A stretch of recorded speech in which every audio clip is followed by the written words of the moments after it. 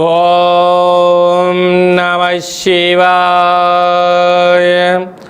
ఓం నమో నారాయణాయ. కర్మ నివారణ నరదృష్టి నివారణ కాల భైరవాయ నమో నమః. ఓం కాళకాలాయ విద్మహే కాళాతీతాయ ధీమహి తన్నో కాళభైరవ ప్రచోదయాత్. హరి ఓం. మా ఛానల్కి స్వాగతం. చూస్తున్న వీక్షకులకు ప్రేక్షకులకు ప్రియ కాళభైరవ భగవద్బంధులకి స్వాగతం పలుకుతూ మమ్మల్ని ఎంతగానో ఆదరిస్తూ ఉండబడినటువంటి ప్రియ సోదర సోదరీమణులకు జ్యోతిష్య అభిమానులకు సనాతన ధర్మ సంరక్షకులు అందరికీ కూడా జ్యేష్ఠమాస పూర్ణిమ జ్యేష్ఠాభిషేక ఆశీస్సులు అని చెప్పి గమనించాలి. 16/5/2026 నుండి 31/5/2026 వరకు పుట్టినటువంటి వారందరికీ ముందస్తుగా జన్మదిన శుభాకాంక్షలు. గతంలో వివాహం చేసుకున్న వారికి వివాహ వార్షికోత్సవ శుభాకాంక్షలు.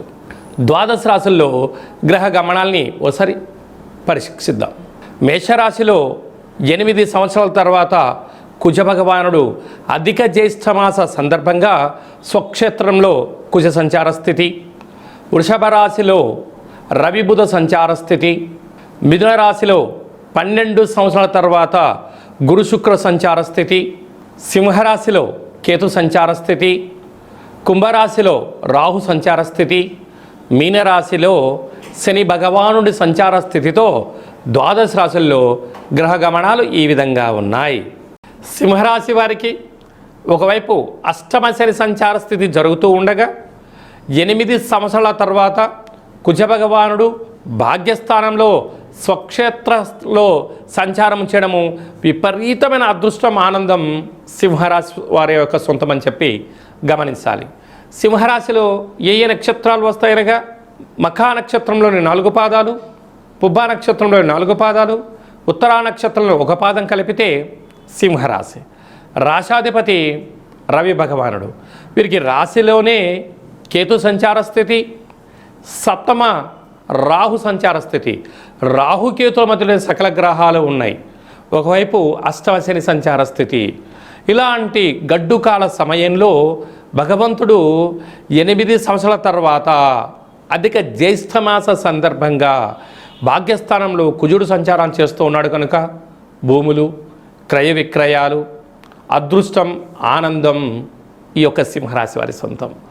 ఎన్నడూ లేనటువంటి విధంగా బంధువులు, మిత్రులు, స్నేహితులు, సన్నిహితులు మిమ్మల్ని కలుసుకోవడం, సరైన సమయానికి డబ్బులు చేతికి అందడం, బ్యాంక్ లోన్లు రావడం, కొత్తగా పనులు ప్రారంభించాలని మీ కోరిక కూడా నెరవేరబోతుంది. ప్రేమికులకు చాలా మంచి కాలం. భార్యాభర్తలకు ఇది మంచి అన్యోన్యతగా ఉండడం కోసం, ఒకరిని ఒకరు అర్థం చేసుకోవడం దాని కోసం కూడా ఇది మంచి కాలంగా భావించగలగాలి. నూతనంగా ఏదైనా పనులు ప్రారంభించడానికి ఇది చాలా శుభతరుణం అని చెప్పి కూడా గమనించాలి. అలాగే రాజ్యస్థానంలో రాశాధిపతి బుధుడితో కలిపి సంచారం చేయడం వలన వృత్తులు, ఉద్యోగాలు, వ్యాపారాలు, స్వయం వృత్తులు, సేవారంగాలు, రాజకీయ రంగాల్లో ఉండబడిన వారికి ఇది చాలా సువర్ణపు సమయంగా భావించగలగాలి. ఏకాదశ స్థానంలో 12 సంవత్సరాల తర్వాత దేవగురు బృహస్పతితో శుక్రుడు సంచారం చేయడం వల్ల ధనపరమైనటువంటి చిక్కులన్నీ కూడా విడిపోయి అఖండమైన లక్ష్మీ కటాక్షం కలుగుతుంది.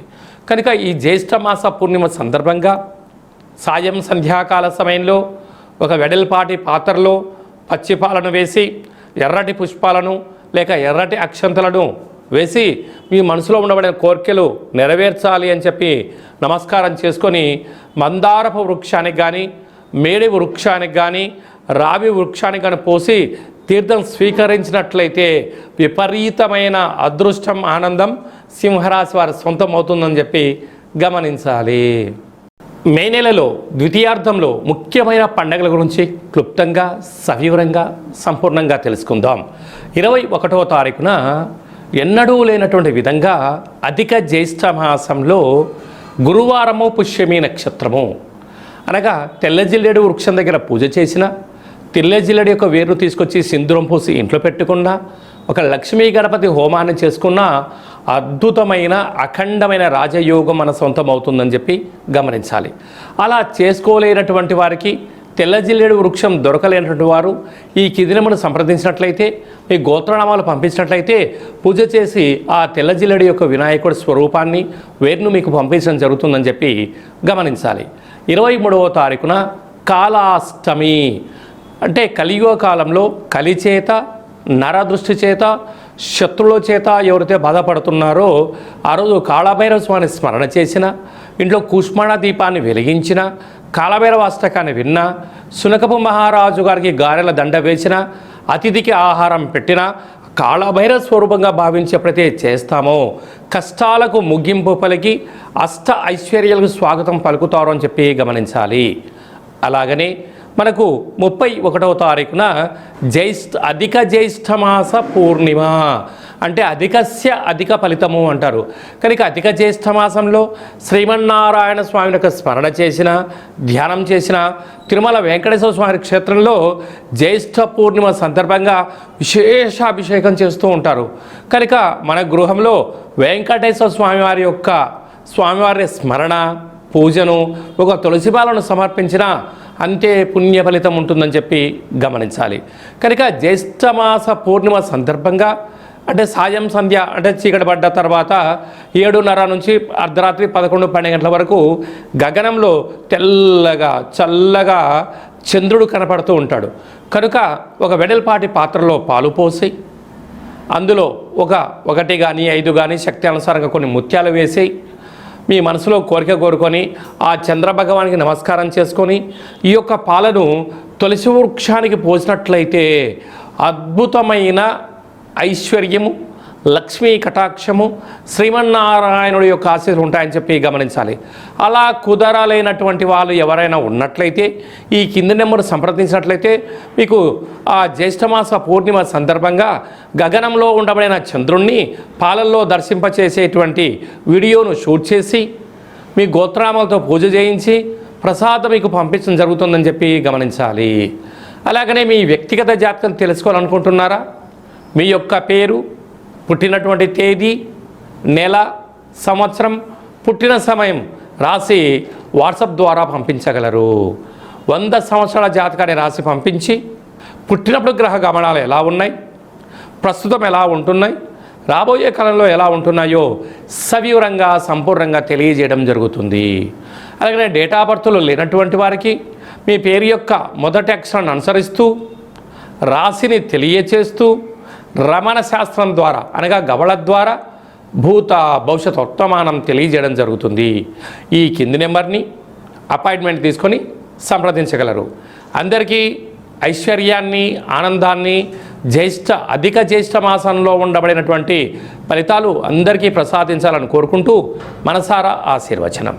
శతమానం భవతి శతాయు పురుష సతేంద్రియ ఆయుష్యేవేంద్రియే ప్రతిష్టతి ధనం ధాన్యం బహుపుత్రలాభం శత సంవత్సరం దీర్ఘమాయు సర్వే జనా సుఖినో భవంతు లోకా సమస్తా సుఖినో భవంతు సర్వం కాళభైరవ దేవతార్పణమస్తు. హరి ఓం. ఈ వీడియో నచ్చినట్టయితే లైక్ చేయండి, అనేక హిందూ భగవద్బంధులకి షేర్ చేయండి. ఆధ్యాత్మిక భక్తి సమాచారాన్ని అందరికన్నా ముందుగా మీరు వినాలి అనుకుంటున్నట్లయితే మా ఛానల్ని సబ్స్క్రైబ్ చేసుకొని గంట సింబల్ ప్రెస్ చేసి ఆల్ అనే బటన్ని నొక్కి ఈ యొక్క ఆధ్యాత్మిక సమాచారాన్ని అందరికీ తెలియజేయ. సర్వే జనా సుఖినో భవంతు.